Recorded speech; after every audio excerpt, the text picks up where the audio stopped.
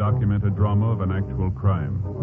For the next 30 minutes, in cooperation with the Los Angeles Police Department, you will travel step by step on the side of the law through an actual case transcribed from official police files. From beginning to end, from crime to punishment, Dragnet is the story of your police force in action. It was Wednesday, February 10th. It was cold in Los Angeles. We were working the day watch out of juvenile detail. My partner's Frank Smith. The boss is Captain Powers. My name's Friday.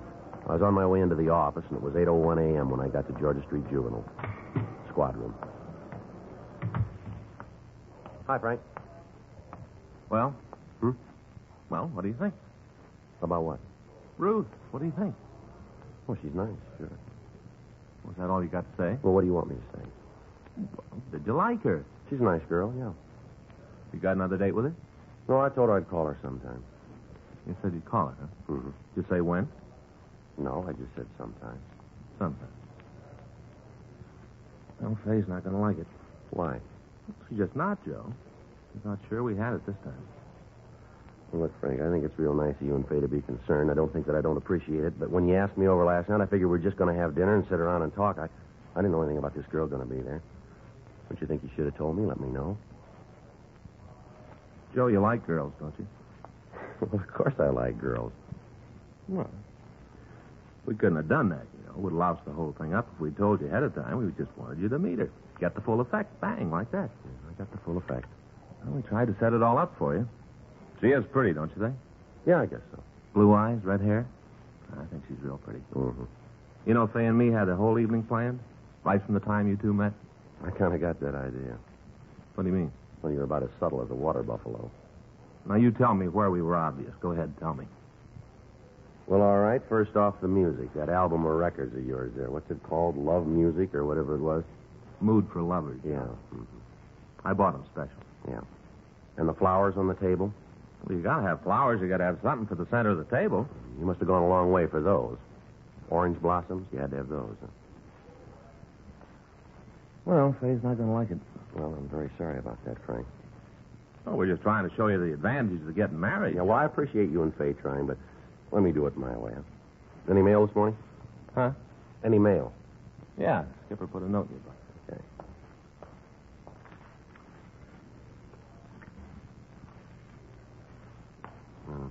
Tickets for the police show. You got to sell tickets, huh? Yeah, so do you. Here's your book.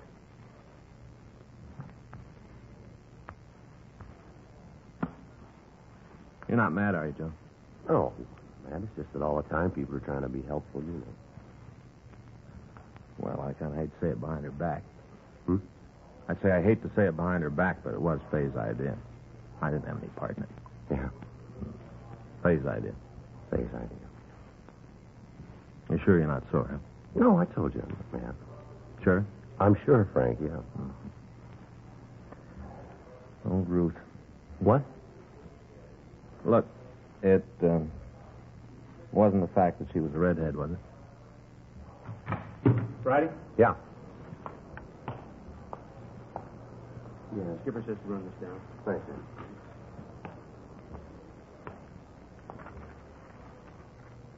What do you got? Take a look at this. Dear sir, I have some information for you about a big dope ring. It's important I talk to you. I'll meet you at the streetcar stop at 7th and Broadway on the east side after 3:45 p.m. tomorrow afternoon, Wednesday. That's today, huh? Yeah, read the rest of it. I can't tell you my name now, but I'll be wearing a green skirt and a plaid sweater. I'll be standing right by the streetcar stop. What do you think? I don't know. No signature. You got anything in the envelope? No. It's postmarked L.A., addressed to Juvenile Division. No way of telling where it came from. Think it's from a crank? Well, there's one place we can find out. Yeah. 7th and Broadway.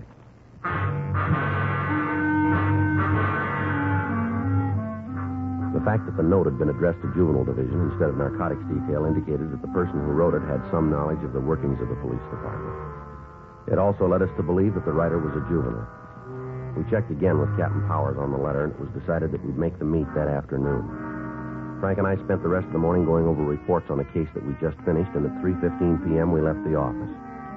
Frank stopped the car at 8th and Broadway for a traffic signal, and I got out and walked the remaining block. There was no one at the streetcar stop dressed in a green skirt and a plaid sweater. While Frank circled the block, I waited. 3:40 p.m., still no sign. At 3:52, a woman of about 23 got off the streetcar and waited on the corner. She was wearing a dark green suit with a plaid blouse. I waited for some indication that she might be the person we were waiting for, but she gave none. Finally, she turned, walked across the street, and disappeared into the crowd. 4 o'clock, 4:15, still no sign of the letter writer. 4:30, 4:45. Frank pulled into a loading zone near the corner, and I went over to talk to him. What do you think? Well, I don't know. She's an hour late now. Uh-huh. Well, that note must have been from a crank. Yeah, I guess so. Well, come on, get in. We better go back to the office. Yeah. Hey, wait a minute, Joe. What? Right there, crossing the street. Oh, yeah. Matches the description. Must be her. Well, she's looking this way. I'll check it. She looked about 15. Brown hair and a thin, young face. She was carrying an armful of school books. She paused in the corner and watched me. I walked up to her and told her I was a police officer. She nodded and then walked out to the safety zone and climbed onto a waiting streetcar. I followed her. She walked to the back of the car and took a seat. I sat down next to her. I could see Frank following us in our car. We rode 3 blocks before she spoke. I'm sorry I was late. It's all right. I usually try to be on time, maybe even a little early. That's the way it should be, don't you think? Well, what was it you wanted to talk about, miss? I got hung up at school, couldn't get away when I thought I would. Yeah. That's the reason I'm late. Well, you said something in the note about a narcotics ring. How much am I going to get involved in this? What do you mean? How deep am I going to get? I don't want any trouble myself. I'm doing this to help somebody, but I don't want to get mixed up in it myself. Well, maybe you better tell me what it's all about first, huh? We can decide the rest of it later. That's the way it has to be? Well, you called us, remember? Yeah, I guess so. What's your name? Edna. Your last name? Well, that isn't going to help any. You don't need it. How old are you? 15. All right, what about this dope ring? I want to tell you about it. A friend of mine is in pretty deep. I think she's hooked bad. I want to help her. What's your friend's name? You have to have that? Well, we're not going to be able to do very much without it, are we? Catherine. I can't give you her last name. I can't. How old is she? 15. All right, now what makes you think she's using narcotics? I just know, that's all. Well, that's a pretty serious charge. You must have some reason for saying it. I've got a reason. I've got good reasons. You think I'd go to the cops if I didn't have? You think that? What kind of narcotics do you think she's using? Heroin. You know that for sure, do you? Yeah, I've seen her take a fix. Where? Hmm? Where'd she take the fix? I've seen her do it in her room at home.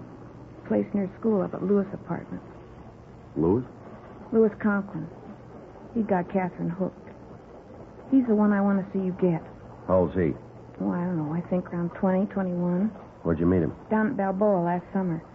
Catherine and me went down for a week. We met them then, Louis and Vince. You know this Vince's last name? I think it's Beal.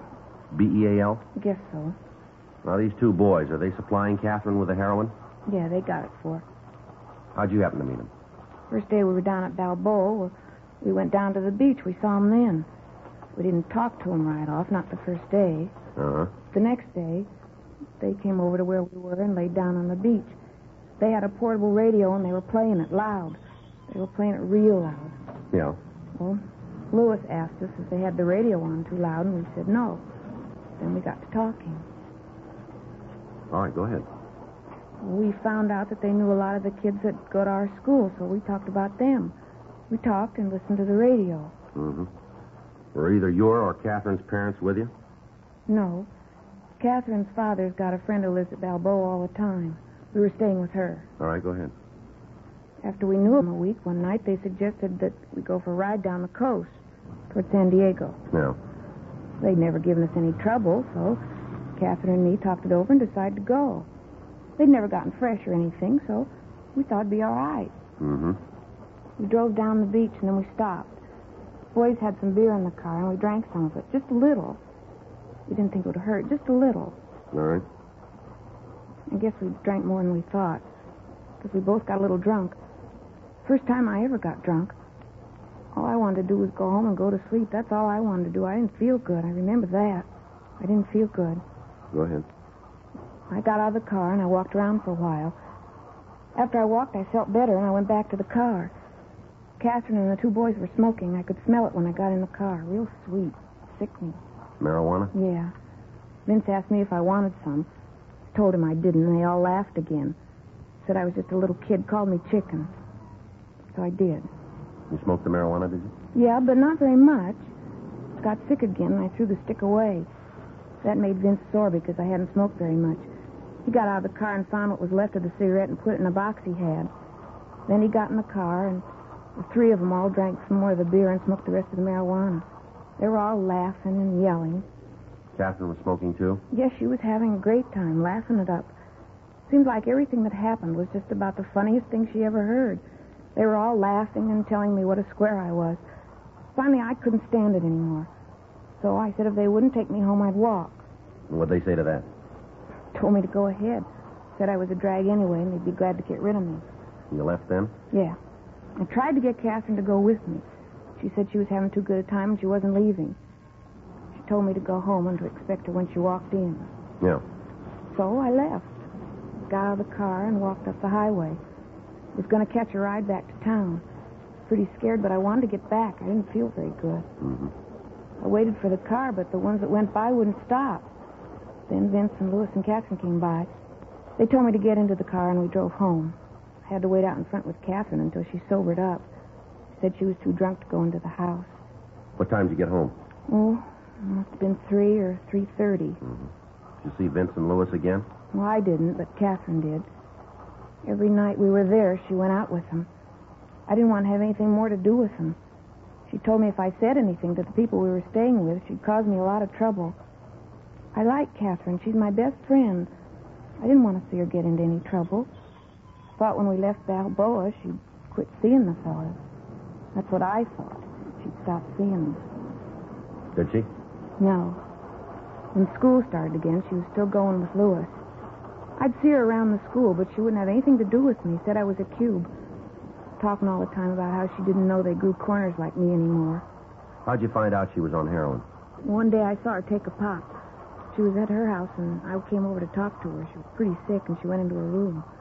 I went in after her to see if I could help, and I saw her taking a fix. After that, I didn't see much of her. I guess she didn't want me around, knowing she was hooked. When was all this? About 2 months ago. I've seen her a couple of times since. She looks real bad. Her parents know anything about the narcotics? I don't know. There's just her father. I don't think he cares much. If he does, he's not doing anything about it. I'm just telling you all this so you'll get Louis and Vince. They're the ones that started her. They're seeing that she gets the H.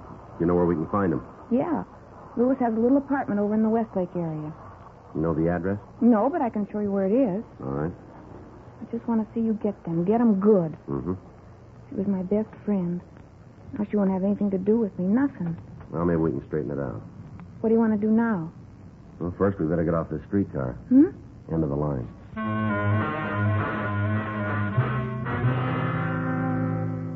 Edna and I got off the streetcar, and Frank picked us up. We stopped at a drugstore and put in a call to the office requesting that a policewoman be sent out to take the girl into custody. 10 minutes later, Officer Irene Gardner arrived, and the four of us drove over to the Westlake area. The young girl pointed out the building where she told us that Vince Beale and Louis Conklin lived. She gave us a description of the two suspects, and finally, after Miss Gardner had talked to her, she also gave us the full name of her friend, Catherine Pilgrim. We checked at the building and found that the two suspects occupied apartment 4G. Frank and I talked to the manager of the place, but she told us that the pair weren't in and that she didn't know when they'd be back. We returned to the car and told Officer Gardner to take Edna to Georgia Street Juvenile and hold her until we could get there. After that, Frank called the office and ran the names Vincent Beale and Louis Conklin through R&I. They both had misdemeanor records in California, and Beale had served time in the county jail for possession of narcotics. We called Captain Powers and told him what had happened, and then we returned to the apartment and set up a surveillance. At 7:25 p.m., we heard someone coming down the hall.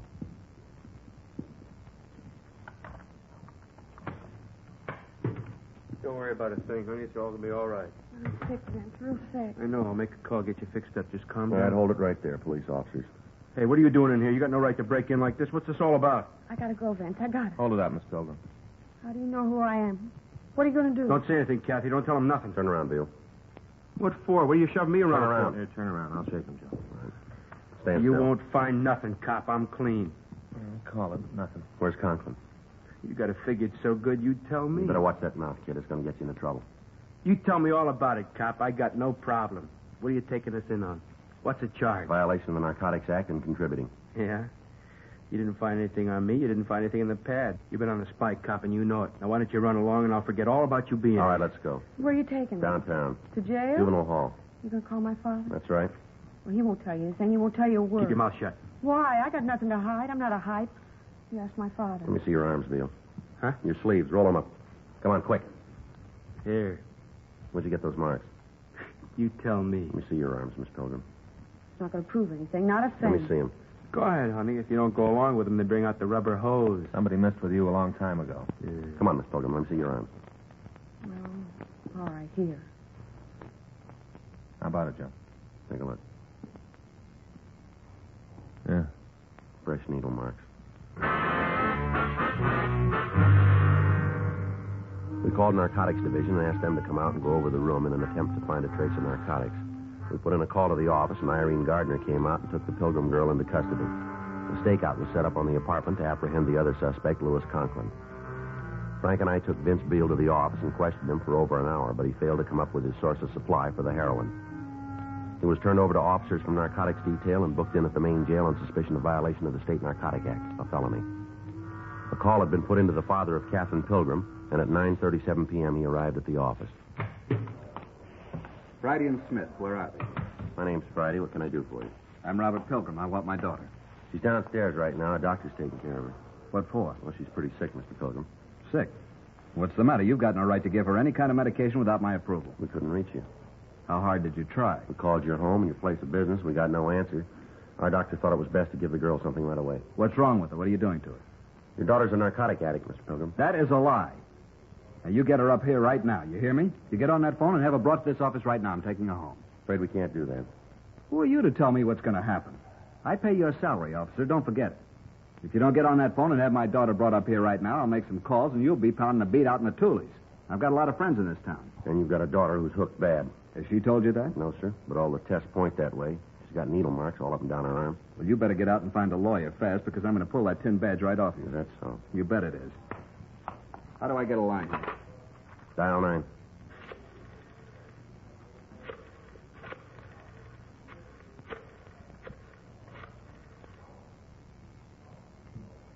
Hello, Jack. This is Bob Pilgrim. I'm down at the police station. Yeah, Kathy's here. The cop says she's a hophead. I want you to tell him. Here, you talk to him. Yes, sir. Who am I speaking with? Mm-hmm. Yes, sir. Yes, sir. Well, we did find hypodermic marks. I see. All right, sir. We'll be checking with you. Now you'll get my daughter?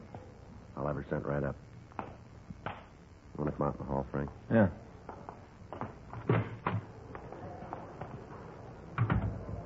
Who'd he call? This is a family doctor.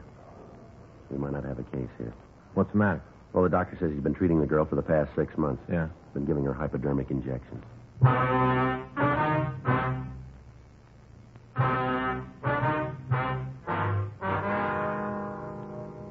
With the doctor's statement, there was nothing we could do but release the girl to her father pending further investigation. The parents of the teenager who had written us the first letter came to the office, and she was released to them. At 11:40 p.m. that night, we got word that the other suspect had returned to the apartment and had been taken into custody. He was identified as Lewis Conklin, age 23. He was taken to the main jail and booked on the same charges as Vincent Beale. Their apartment was gone over, but no trace of narcotics was found. We questioned both suspects again, but they failed to cooperate with us. Frank and I checked out of the office and went home. The following morning, we drove out to see the doctor who had told me he was treating the Pilgrim girl. He said the girl was underweight and highly nervous and that he had been giving her vitamin injections. He went on to say that he'd stopped treating her 5 months previous at her father's request and that he had not seen the girl since then. February 11th, 10:24 a.m. We checked the car belonging to Vincent Beale. In the trunk, we found an expensive leather jacket. It looked too expensive to be worn by a man who had the reputation of never holding a job. We took the jacket over to the crime lab and had it checked. From a cleaning tag, we got the name of the cleaner who'd serviced the jacket. We contacted him, and he remembered the jacket as having been among several stolen from his store. With this information, we went back to the main jail and had the Conklin boy brought from his cell. He told us that the jacket belonged to Vincent Beale. He was brought into the interview room. This leather jacket belong to you, Vince? No, I never saw it before. Conklin says it's yours. I don't know. Maybe it is. What difference does it make? Take a look. We want to know. Yeah, it's mine. Where'd you get it? Where do you think I bought it? You know someplace you can get these without buying them? Yeah, the same place you picked this one up. Well, what's that supposed to mean? You know a man named Ted Hartman? Who? Ted Hartman. Ted Hartman. Never heard of him. He knows you. Maybe he's got a better memory than me. Says you used to work for him. Is that right? Yeah. Now, how about it? Maybe I did. I had a lot of jobs. The cleaner says you worked for him a couple of weeks last December. That's a long time ago. Says this jacket was stolen from him. Well, where do I He fit? thinks you stole it. He's crazy. He's sure enough to make a complaint. They'll laugh him out of court. Conklin says it's yours. I told you I bought it. Conklin wants no part of a burglary rap. What'd Conklin tell you? Maybe we ought to get your side of it, huh? What'd he tell you? I got a right to know. Look, he's going to make a beef like that on me. I got a right to know what he said. He wants no part of it. He lays it all on you. He's no good. I hadn't figured for a guy I could trust. He did all right on the deal. Lou kept us both going. What do you mean? I thought he told you all Yeah, about well, it. we want to hear it from you. A lot of times stories get all mixed up. Now we want to get it right. Now, we knocked the place, but it was both of us. Lou was in on it all the way. Go ahead. We were scratching for H. We had it real bad. We needed some way out. I thought about the cleaning place. Figured we could score good. Well, we did all right. Took care of three of us for a long time. You, Conklin, and the Pilgrim girl, is that it? Yeah, that's it. What were you shooting? Me and Lou kept it down. The Pilgrim kid, she built up fast. She was juicing 5 caps a day. I should have listened to Lou. He kept telling me to drop her, leave her alone. Yeah. There wasn't anything between us. It was just for laughs. And then all of a sudden she was hooked bad. We had to do something. We stole her jacket so we could keep her supplied. 5 caps a day. You know, that's a lot of H. I tried to break her down. I tried to cut her habit. I did what I could. You can see that, can't you? I did everything I could. How much was that?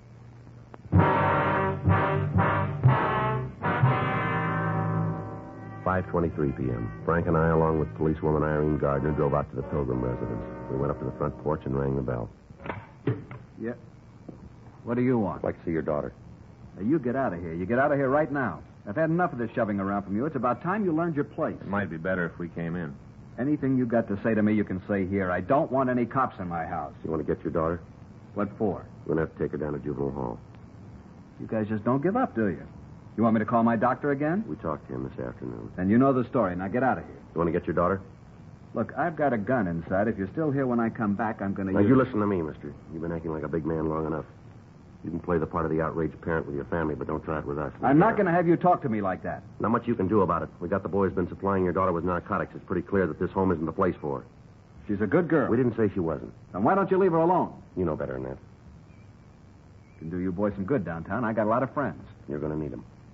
All right, you want to make a case out of this? I'll fight you in every court in the country before I let you take my daughter away from me. Now, you just try it. Your daughter's a drug addict. She's sick. She's got to be straightened out. She needs help. Who are you to set yourself up as the jury? You got a fine girl in there. She's got all the breaks except somebody who thinks enough of her to stand by her. There isn't anything she wants she doesn't have. What about the things she needed? You let her run all over the town by herself.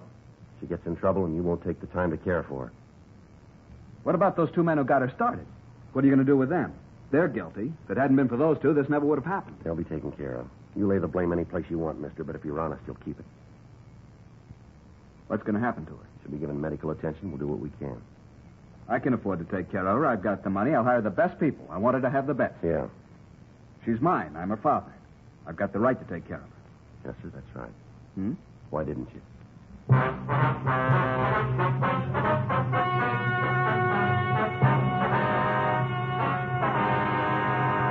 Vincent Norman Beale and Louis Shellman Conklin were tried and convicted of 1 count of burglary and additional charges of violation of the State Narcotic Act of felony and contributing to the delinquency of a minor.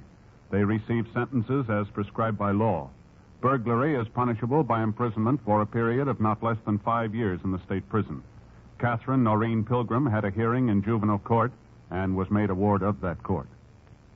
You have just heard Dragnet, the authentic story of your police force in action, and starring Jack Webb, a presentation of the United States Armed Forces Radio Service.